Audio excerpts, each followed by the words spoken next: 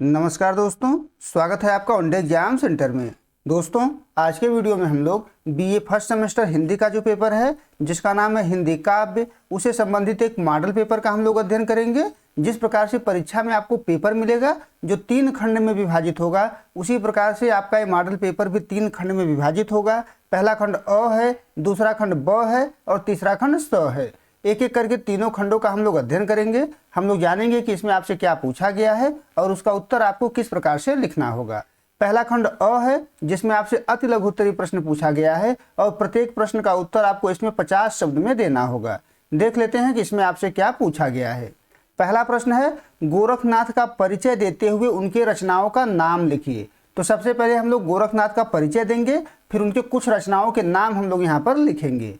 तो उत्तर में आपको लिखना होगा, गुरु गोरखनाथ नाथ संप्रदाय के यशस्वी प्रवर्तक और हठ योग के महान व्याख्याता थे, यानी इनके द्वारा ही नाथ संप्रदाय की स्थापना की गई थी। वे आचार्य मत्स्येंद्र नाथ के शिष्य थे और उन्होंने भारतीय जनमानस में योग, संयम और गुरु महिमा की स्थापना की। उनकी रचनाओं का प्रामाणिक संकलन गोरखबानी नाम से मिलता है, यानी गोरखबानी में उनकी रचनाओं को संकलित किया गया है। पीताम्बर दत्त बड़थवाल ने इसका संकलन किया हुआ है। अब इनके मुख्य रचना देख लेते हैं। इनके मुख्य ग्रंथ निम्नलिखित हैं। पहला है शबदी, फिर पद है, प्राण संकली, शिष्यादर्शन, आत्मबोध, नरवय बोध। इतना आप लिख देंगे तो आपके प्रश्न का उत्तर पूरा हो जाएगा। अब आगे बढ़ते हैं, अगला प्रश्न देख लेते हैं। प्रश्न नंबर 2 है। इसमें आपसे पूछा गया है कि तुलसी के राम पर अपना विचार व्यक्त कीजिए। तुलसी के राम का स्वरूप क्या था, उसी के बारे में आपको यहाँ पर लिखना होगा। तो उत्तर में आप लिखेंगे कि तुलसी के राम मर्यादा पुरुषोत्तम और लोक रक्षक हैं। वे शक्तिशील और सौंदर्य के अद्भुत संगम हैं जो धर्म की रक्षा हेतु अवतार लेते हैं, यानी उनका अवतार जो है धर्म की रक्षा के लिए हुआ है।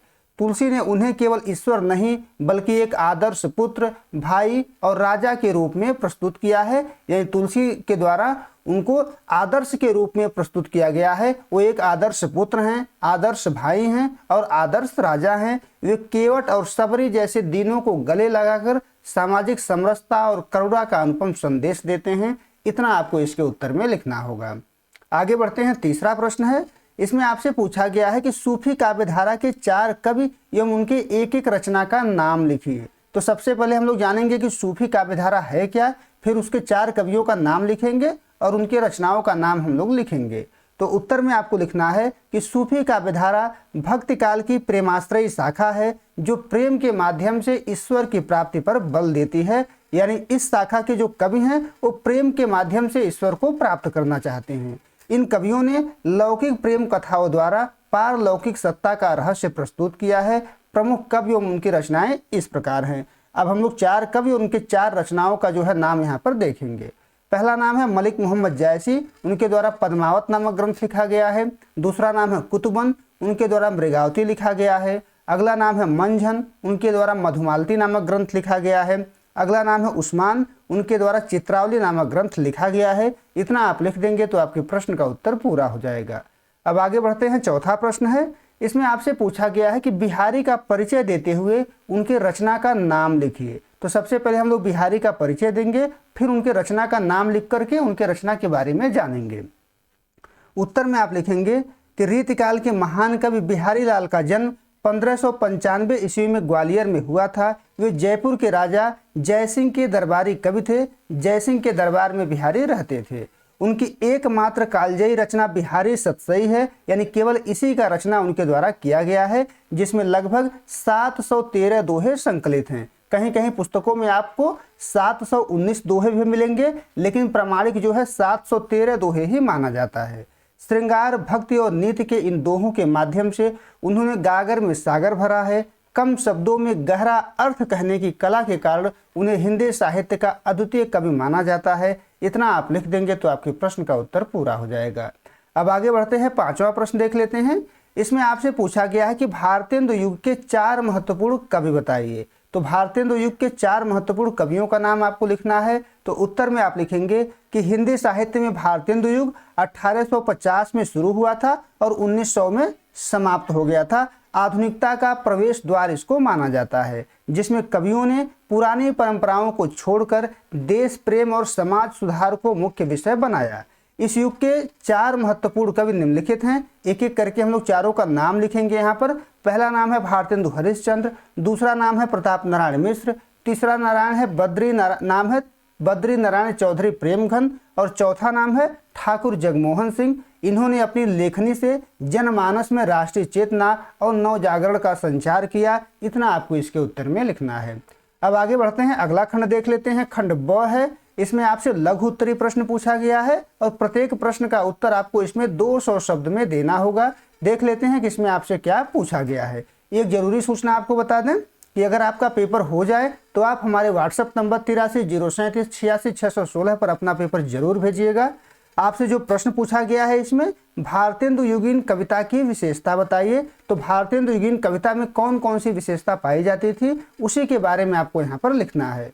तो उत्तर में आप लिखेंगे कि हिंदी साहित्य में 1850 से लेकर के 1900 तक के समय को भारतेंदु युग नाम दिया गया है। यह आधुनिक हिंदी साहित्य का प्रवेश द्वार है जिसकी प्रमुख विशेषताएं निम्नलिखित हैं। एक एक करके हम लोग इसकी विशेषताओं का अध्ययन यहाँ पर करेंगे। पहली विशेषता है राष्ट्रीयता एवं देशभक्ति की भावना, यानी भारतेंदु युग की जो कविता है उसमें राष्ट्रीयता की चेतना पाई जाती है और देशभक्ति की भावना उसमें पाई जाती है। इस युग के साहित्यकारों ने देश की दुर्दशा पर चिंता व्यक्त की और राष्ट्रीय चेतना को जगाया। उदाहरण के रूप में भारतेंदु हरिश्चंद्र के इस पंक्ति को देख लेते हैं। उन्होंने लिखा हुआ है कि अंग्रेज राज सुख साज सजे सब भारी, पैधन विदेश चले जात यह यति ख्वारी, यानी अंग्रेजों के राज में सभी प्रकार के सुख प्राप्त होते हैं लेकिन हमारे देश का जो धन है वो विदेश चला जा रहा है, यही अत्यंत दुख की बात है। यानी देश की दुर्दशा पर चिंता इसमें व्यक्त किया गया है। अगली विशेषता है भारतेंदु युग की सामाजिक चेतना और सुधार। सामाजिक चेतना और समाज सुधार। लेखकों ने अंधविश्वास, रूढ़ियों, बाल विवाह, विधवाओं की दुर्दशा आदि सामाजिक कुरीतियों पर करारी चोट की और इनको दूर करने का प्रयास उनके द्वारा किया गया। उनके द्वारा लिखा गया है, कवन करे जो नहीं कसकति सुन विपत बाल विधवन की, यानी बाल विधवाओं की विपत्ति को सुन करके, उनके दुख को सुन करके कौन सा ऐसा करेजा नहीं होगा जिसमें दुख उत्पन्न नहीं होता होगा, ऐसा इनका मानना है। अगली जो विशेषता है वो है हास्य व्यंग की प्रधानता, यानी भारतेंदु युग की जो कविता है उसमें हास्य व्यंग की प्रधानता है। सामाजिक, राजनीतिक तथा धार्मिक पाखंडों पर तीखा और प्रभावपूर्ण व्यंग इनके द्वारा किया गया है। यानी इस समाज पर भी व्यंग किए हुए हैं, राजनीति पर भी व्यंग इनके द्वारा किया गया है और धार्मिक पाखंडों पर भी भारतेंदु युग के कवियों ने व्यंग किया हुआ है, जिससे सुधार की भावना पैदा हुई। यानी इस व्यंग से समाज में सुधार की भावना पैदा हुई। उदाहरण के रूप में देखा जाए तो भारतेंदु हरिश्चंद्र का जो नाटक अंधेर नगरी है इसमें शासन व्यवस्था पर पूरी तरीके से व्यंग किया गया है। अब अगली विशेषता देख लेते हैं। चौथी विशेषता है गद्य का विकास एवं खड़ी बोली का आरंभ, यानी इस काल में क्या होता है, धीरे धीरे गद्य का विकास होता है और खड़ी बोली में कविताएं लिखी जाने यहाँ पर शुरू होती हैं और गद्य पूरी तरीके से खड़ी बोली में लिखा जाता है। गद्य की विभिन्न विधाओं जैसे नाटक हो गया, निबंध हो गया, कहानी हो गया, आलोचना हो गया, इसका इस युग में विकास हुआ और खड़ी बोली हिंदी गद्य की मुख्य भाषा बनी। भारतेंदु की पत्रिकाएं कवि वचन सुधा और हरिश्चंद्र मैगजीन गद्य के विकास में मील का पत्थर साबित हुई। गद्य का जो आरंभिक स्वरूप है ये हमको जो है खड़ी बोली में यहाँ पर दिखाई देता है, यानी गद्य यहाँ पर खड़ी बोली में मिलता है। कविता अधिकांश यहाँ पर ब्रज भाषा में ही लिखी जाती थी, लेकिन कुछ कवियों ने खड़ी बोली में लिखने का प्रयास यहाँ पर किया हुआ है।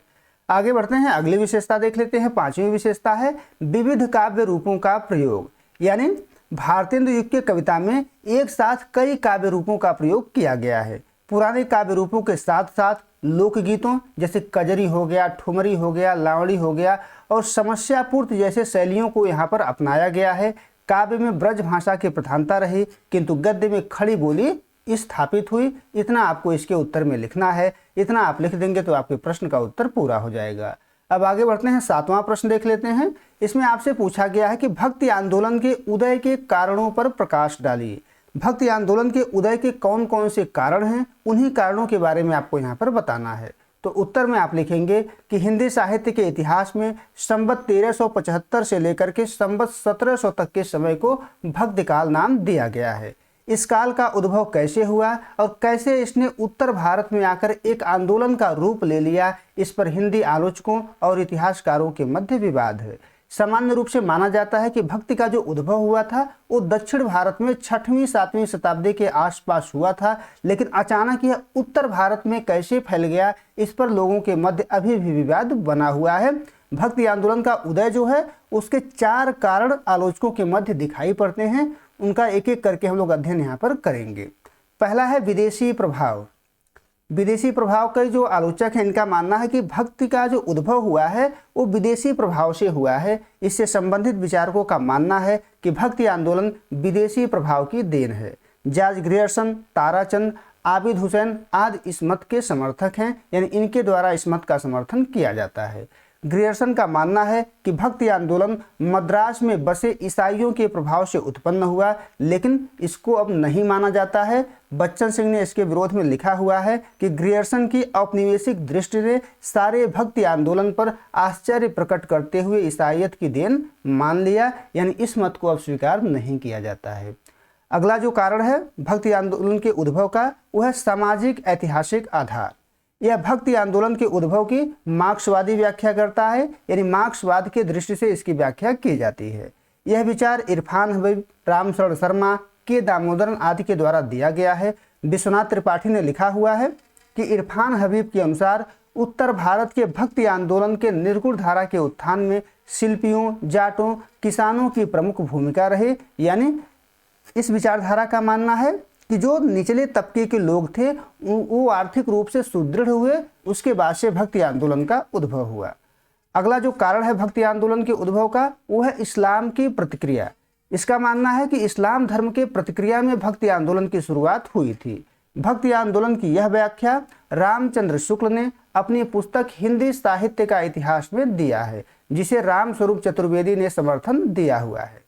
शुक्ल जी का मानना है कि जब देश में मुसलमानों का राज्य स्थापित हो गया तो हिंदू जनता के भीतर गर्व या उत्साह की भावना नहीं रह गया, क्योंकि वो पराजित हो गए थे। यह उदास जन समुदाय ही ईश्वर के शरण में ध्यान लगाया, यानी जब हम पराजित हो गए पूरी तरीके से तो हमारे सामने दूसरा कोई उपाय नहीं था, हमने ईश्वर के शरण में ध्यान लगाया और यहीं से भक्ति आंदोलन का उदय हुआ। शुक्ल जी ने लिखा हुआ है कि अपने पौरुष से हताश जाति के लिए भगवान की शक्ति और करुणा की ओर ध्यान ले जाने के अतिरिक्त दूसरा मार्ग ही क्या था, यानी हमारे सामने कोई दूसरा मार्ग नहीं बचा था। हमने ईश्वर में ध्यान लगाया और यहीं से भक्ति आंदोलन का उद्भव हुआ। अगला जो कारण माना जाता है भक्ति आंदोलन के उद्भव का, वो है भारतीय चिंतन धारा का विकास। यानी यहाँ पर माना जाता है कि भक्ति आंदोलन भारतीय चिंतन धारा का स्वाभाविक विकास है। हजारी प्रसाद द्विवेदी का मानना है कि भक्ति आंदोलन भारतीय चिंतन धारा का स्वाभाविक विकास है, यानी यह अपने आप पैदा हुआ है। इन्होंने लिखा हुआ है कि लेकिन जोर देकर कहना चाहता हूं, अगर इस्लाम नहीं आया होता तो भी इस भक्ति आंदोलन का बाहर आना वैसा ही होता जैसा कि आज है। यानी अगर भारत में इस्लाम धर्म नहीं आया होता तो भी भक्ति आंदोलन आज इसी रूप में हमको दिखाई देता जिस रूप में हमको दिखाई देता है। अंत में हम लोग निष्कर्ष लिखेंगे और निष्कर्ष में हम लोग लिखेंगे कि भक्ति आंदोलन के उद्भव के विदेशी प्रभाव को अब नकार दिया गया है, अब उसको नहीं माना जाता है, इसे स्वीकार नहीं किया जाता है। सामाजिक ऐतिहासिक कारक का भक्ति आंदोलन पर प्रभाव जरूर रहा होगा, लेकिन मात्र इसी कारण से भक्ति आंदोलन का उद्भव नहीं हुआ होगा।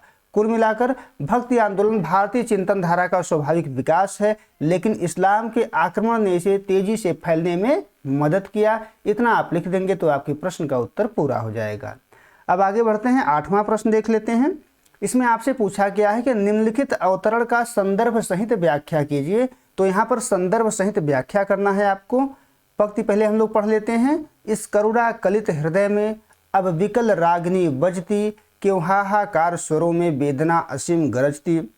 जयशंकर प्रसाद की यह पंक्ति है, इसका संदर्भ सहित व्याख्या आपको करना है। तो सबसे पहले हम लोग संदर्भ लिखेंगे और संदर्भ में हम लोग लिखेंगे कि प्रस्तुत पंक्तियां छायावादी काव्य के शिखर पुरुष जयशंकर प्रसाद की कालजयी कृति आंसू से ली गई हैं। यानी यह पंक्ति जो है जयशंकर प्रसाद की रचना आंसू से लिया गया है। यह काव्य हिंदी साहित्य की एक श्रेष्ठ विरह प्रधान रचना है, जिसमें कवि ने अपनी निजी वेदना को व्यापक मानवीय संवेदना के रूप में प्रस्तुत किया है। यानी इस काव्य के माध्यम से जो कवि है वो अपनी वेदना को प्रस्तुत किया हुआ है। अब प्रसंग देख लेते हैं। प्रसंग में आपको लिखना है कि इसमें कवि ने अपने विरह तप्त हृदय की बेचैनी का चित्रण किया है। जब दुख की पराकाष्ठा होती है तो हृदय शांत नहीं रहता, बल्कि उसमें एक शोर और हलचल पैदा हो जाती। यही इन पंक्तियों का मुख्य प्रतिपाद्य है, यही इन पंक्तियों के माध्यम से कवि ने व्यक्त किया हुआ है। अब व्याख्या देख लेते हैं। व्याख्या हम लोग पद को देख करके करेंगे ताकि आपको ठीक से समझ में आ जाए और आप परीक्षा में आसानी से लिख पाएं। कवि कह रहा है कि इस करुणा कलित हृदय में अब विकल रागिनी बजती, यानी कवि का जो हृदय है वो करुणा कलित है, करुणा से पूरी तरीके से भर गया है। कवि का जो हृदय है पूरी तरीके से करुणा से भर गया है, करुणा कलित है। उसमें अब विकल रागिनी बजती, बेचैनी उसके हृदय में उत्पन्न हो रही है। बेचैनी की रागिनी, उसके बेचैनी की जो धुन है उसके जो हृदय है उसमें बज रही है। उसके बाद कवि पूछ रहा है क्यों हाहाकार स्वरों में वेदना असीम गरजती। ऐसा क्यों हो रहा है कि हाहाकार स्वरों में हमारे हृदय में वेदना जो है गरज रहा है, और वेदना का स्वरूप ऐसा है कि जो असीम है, जिसकी कोई सीमा नहीं है। यह असीम वेदना हमारे हृदय में हाहाकार क्यों मार रहा है, हाहाकार स्वरों में गर्जना क्यों कर रहा है, इतना आपको व्याख्या में लिखना है। इसके बाद आपको विशेष में लिखना होगा जो शिल्प सौंदर्य जिसको कहा जाता है। करुणा कलित जो है यहाँ क वर्ण की आवृत्ति से अनुप्रास अलंकार है, यानी यहाँ पर अनुप्रास अलंकार का प्रयोग किया गया है। वेदना असीम गरजती, यहाँ पर पीड़ा का मानवीकरण किया गया है और उसे समुद्र जैसा विस्तार दिया गया है। यहाँ मानवीकरण अलंकार दिखाई देता है। भाषा इसका कैसा है, संस्कृत निष्ठ खड़ी बोली है, तत्सम शब्द की प्रधानता यहाँ पर पाया जाता है। आगे बढ़ते हैं। भाव कैसा है, कवि ने अपनी आंतरिक पीड़ा को वैश्विक वेदना के समान गंभीर यहाँ पर बताया हुआ है। इतना इसके उत्तर में आपको यहाँ पर लिखना है। आगे बढ़ते हैं। अगला खंड खंड स है। इसमें आपसे दीर्घ उत्तरी प्रश्न पूछा गया है और प्रत्येक प्रश्न का उत्तर आपको अधिकतम 500 शब्द में यहाँ पर देना होगा। देख लेते हैं कि इसमें आपसे क्या पूछा गया है। इसमें 9वां प्रश्न है, सूरदास की भक्ति भाव पर प्रकाश डालिए। सूरदास के भक्ति में कौन कौन सी विशेषता पाई जाती है, उसी के बारे में आपको यहाँ पर लिखना होगा। तो उत्तर में आप लिखेंगे कि सूरदास भक्ति काल के कृष्ण भक्ति काव्य धारा के प्रमुख कवि हैं। ये वल्लभाचार्य के शिष्य थे, यानी इनके गुरु का नाम वल्लभाचार्य था। जब सूरदास वल्लभाचार्य से नहीं मिले थे तो उनकी भक्ति तुलसी के समान दास भक्ति थी। यानी सूरदास जब वल्लभाचार्य के शिष्य नहीं बने थे तो जिस प्रकार से तुलसीदास की भक्ति दास भाव की थी, उसी प्रकार से सूरदास की भक्ति भी दास भाव की थी। पर वल्लभाचार्य से मिलने के बाद इनकी भक्ति भाव में परिवर्तन आ गया, इनका भक्ति जो है बदल गया। इनका भक्ति सख्य और वात्सल्य भाव का हो गया, जो पुष्टि मार्गी सगुण भक्ति पर आधारित है। सूरदास की भक्ति में निम्न विशेषता पाई जाती है। एक एक करके हम लोग इन विशेषताओं का अध्ययन यहाँ पर करेंगे। पहली विशेषता है सगुण भक्ति और लीला गान, यानी सूरदास जो है सगुण ईश्वर की उपासना करते हैं और उनके लीला का गान जो है करते हैं। सूरदास ने निर्गुण ब्रह्म के स्थान पर सगुण साकार कृष्ण को आराध्य माना, जो ब्रज में लीलाएं करते हैं। उनकी भक्ति प्रेममय लीलाओं पर ही केंद्रित है। उन्होंने लिखा हुआ है कि सब विधि अगम विचार हिताते सूर सगुण लीला पद गावें, यानी सभी चीज़ों पर विचार करने के बाद सूरदास क्या कर रहे हैं, सगुण भक्ति के लीला पदों को गा रहे हैं। आगे बढ़ते हैं, अगली विशेषता देख लेते हैं। सूरदास के भक्ति भाव की जो अगली विशेषता है वो है सख्य भाव की भक्ति, यानी इनके भक्ति में मित्रता का भाव है। सूर ने कृष्ण को केवल स्वामी या प्रभु नहीं बल्कि अपना सखा माना है, अपना मित्र जो है माना हुआ है। इस भाव में एक सहजता और अनौपचारिकता होती है। उदाहरण देख लेते हैं। सूरदास के पदों में कवि अपने सख्य भाव को व्यक्त करते हुए कृष्ण से अपने संबंध को सहज बनाते हैं। सूरदास ने लिखा हुआ है कि हरिहारे जीते श्रीदामा बरबस ही कत करत रिसया, यानी कृष्ण जो है हार गए हैं, श्रीदामा जीत गए हैं, लेकिन फिर भी कृष्ण उनको जीतने का प्रयास कर रहे हैं। यह मित्रता के भाव को दर्शाता है। आगे बढ़ते हैं। अगली विशेषता है वात्सल्य रस का अद्वितीय चित्रण। सूरदास वात्सल्य रस का अद्वितीय चित्रण करते हैं। सूरदास की भक्ति का सबसे मार्मिक और अनुपम पक्ष भगवान कृष्ण की बाल लीलाओं का वर्णन है। माता यशोदा और कृष्ण के बीच प्रेम जो है वात्सल्य रस कहलाता है, जिसके चित्रण में सूरदास को वात्सल्य रस का सम्राट कहा जाता है। उन्होंने बाल मनोविज्ञान का अद्भुत प्रदर्शन किया हुआ है। उन्होंने लिखा हुआ है कि मैया कब ही बढ़ेगी चोटी, किति बेर मुहि दूध पियत भई, यह अजहू है छोटी। यानी कृष्ण जो है यशोदा से पूछ रहे हैं कि हे मैया, हमारी चोटी कब बढ़ेगी। किति बेर मुहि दूध पियत भई, यानी कितनी बार मैंने दूध पी लिया लेकिन अभी हमारी चोटी छोटी है, यह कब बढ़ेगी और इसमें वृद्धि कब होगी। आगे बढ़ते हैं। अगली जो विशेषता है वो है माधुर्य यानी कांता भाव की भक्ति। गोपियों और राधा के माध्यम से सूरदास ने कृष्ण के प्रति माधुर्य भाव की भक्ति जो है, जिसको पति पत्नी के बीच जो भक्ति होती है, प्रेमी प्रेमिका के बीच जो भक्ति होती है, उसका चित्रण जो है किया हुआ है। इस प्रेम में दैहिक आकर्षण नहीं है बल्कि हृदय की पवित्रता, अनन्यता और पूर्ण आत्मसमर्पण है। भ्रमर गीत जो है इसका उत्कृष्ट उदाहरण है। एक जो है उदाहरण देख लेते हैं। ऊधो मन भय 10-20, एक हुतो सो गयो श्याम संग को अवराधे ईश। गोपियाँ जो है उद्धव से कह रहे हैं कि हे उद्धव, हमारे पास 10-20 मन नहीं है, केवल एक ही मन है। एक हुतो जो गयो श्याम संग, वह भी कृष्ण के साथ चला गया है। को अवराधे ईश, अब आपके ईश्वर की आराधना हम किस मन से करें। यानी हमारे पास एक ही मन था जो कृष्ण के पास चला गया है, दूसरा मन हमारे पास नहीं है कि हम आपके आराध्य की आराधना कर पाएं। आगे बढ़ते हैं। अगली जो विशेषता है वो है दीनता और आत्मनिवेदन का भाव। यह भी जो है सूरदास के पदों में पाया जाता है, लेकिन वल्लभाचार्य से मिलने के पहले प्रारंभिक पदों में सूरदास अपनी दीनता, पापों और दुर्बलताओं का खुलकर वर्णन करते हैं और कृष्ण से उद्धार की प्रार्थना करते हैं। यह दास्य भाव की भक्ति का अंग है। उन्होंने लिखा हुआ है कि प्रभु हो सब पतितन को टीको, यानी हम सभी पापियों में सबसे बड़े हैं, हमारा उद्धार करिए। अंत में हम लोग निष्कर्ष लिखेंगे और निष्कर्ष में हम लोग लिखेंगे कि सूरदास की भक्ति भावना जीवन की सहजता, भावनात्मक गहराई और पूर्ण समर्पण से भरी है। उनका भक्ति मार्ग सरल, सुगम और लोकग्राही है, जिसमें कृष्ण भक्ति काव्य को एक नई ऊंचाई प्रदान की। उन्होंने दास्य भाव से शुरुआत कर सख्य और वात्सल्य भाव के माध्यम से कृष्ण के लौकिक और अलौकिक रूप को जन जन तक पहुंचाया है। इतना आप लिख देंगे तो आपके प्रश्न का उत्तर पूरा हो जाएगा।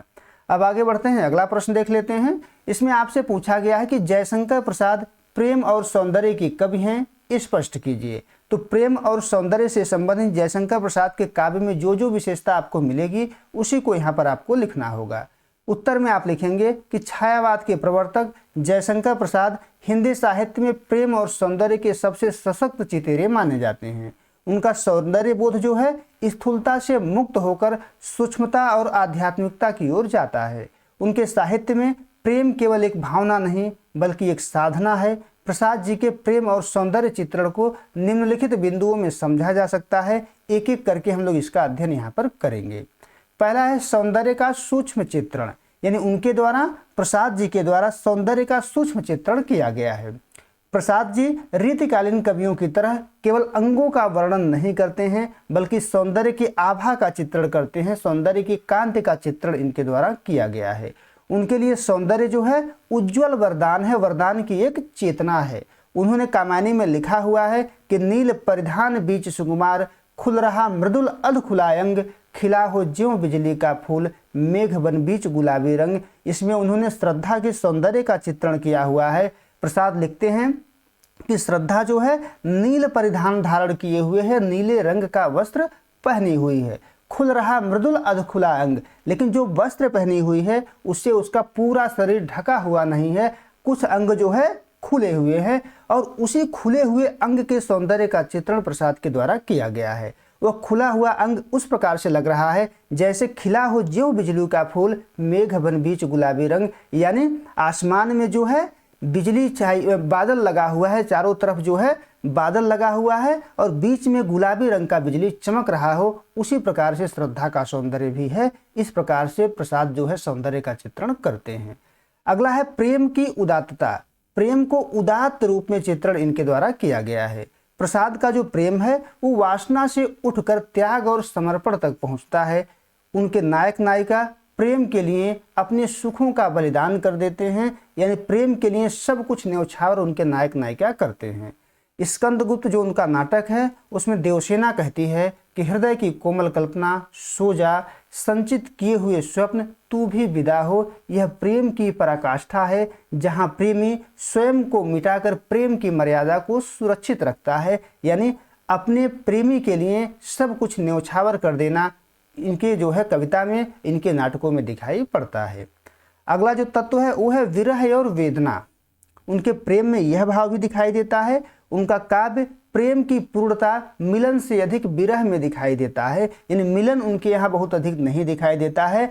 उनका जो काव्य है वो विरह प्रधान काव्य है।